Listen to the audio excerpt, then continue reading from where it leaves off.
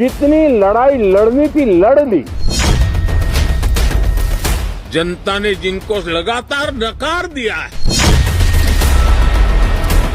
आज हम आपको प्रधानमंत्री नरेंद्र मोदी के 2 बयान दिखाएंगे। दोनों बयान संसद के सामने से दिए गए हैं।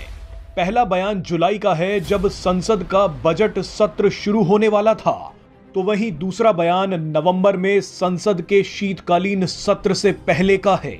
इन दोनों बयानों में आपको पीएम मोदी की आवाज और तेवर में बदलाव दिखेगा। सिर्फ 4 महीने में पीएम मोदी की आवाज कैसे बदल गई वो आपको सुनवाएंगे, लेकिन खेल क्या हुआ है पहले वो समझ लीजिए।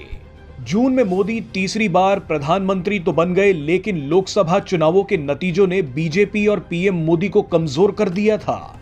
गठबंधन के साथी दलों पर निर्भरता बढ़ गई और हारने के बावजूद विपक्ष हावी होने लगा। विपक्ष के शोर में पीएम मोदी की आवाज दबने लगी। पीएम मोदी जुलाई में बजट सत्र के दौरान एक बयान देने आए। उस समय पीएम मोदी की आवाज हल्की पड़ गई।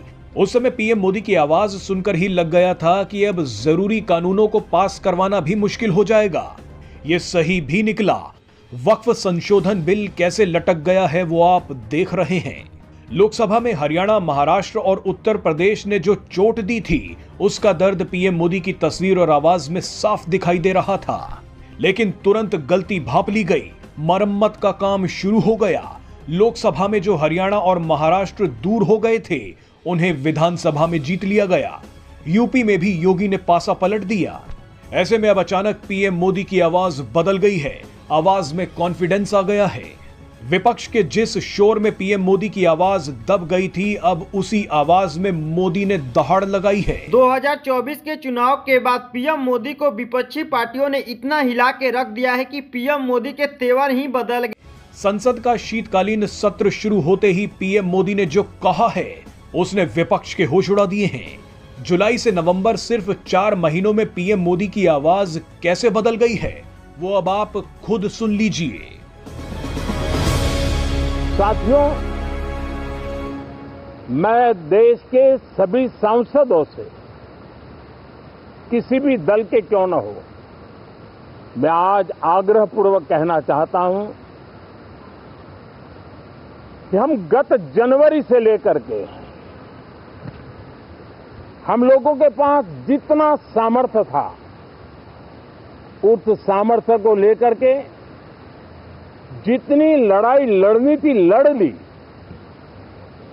जनता को जो बात बतानी थी बता दी। लोकतांत्रिक परंपरा में हर पीढ़ी का काम है आने वाली पीढ़ियों को तैयार करे, लेकिन 80-80, 90-90 बार जनता ने जिनको लगातार नकार दिया है, वे न संसद में चर्चा होने देते हैं, न लोकतंत्र की भावना का सम्मान करते हैं, न ही वह लोगों की आकांक्षाओं का कोई महत्व समझ। 2024 चुनाव के बाद बीजेपी पार्टियों को विपक्षी पार्टियों ने इस प्रकार से झकझोर दिया था कि पीएम मोदी को समझ ही नहीं आ रहा था कि ये चुनाव हम एक्चुअल में जीत रहे हैं या हार रहे हैं। लेकिन विपक्षी पार्टियों ने इतना पीएम मोदी यानी कि बीजेपी पर हावी हो चुकी थी कि ऐसा नहीं लग रहा था कि बीजेपी जीत पाएगी।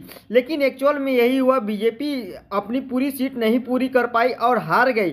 लेकिन यहाँ गठबंधन का सरकार चलने के कारण बीजेपी इस समय सत्ता में है। अगर गठबंधन का सरकार नहीं होता तो बीजेपी सत्ता में नहीं होती, बल्कि कांग्रेस होता।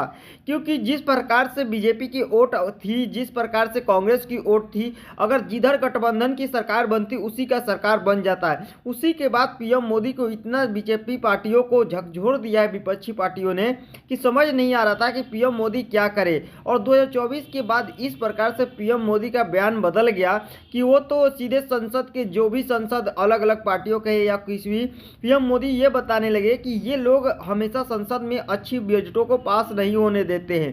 तो दोस्तों, अगर मेरे चैनल पर नए हैं तो मेरे चैनल को सब्सक्राइब कर लीजिए।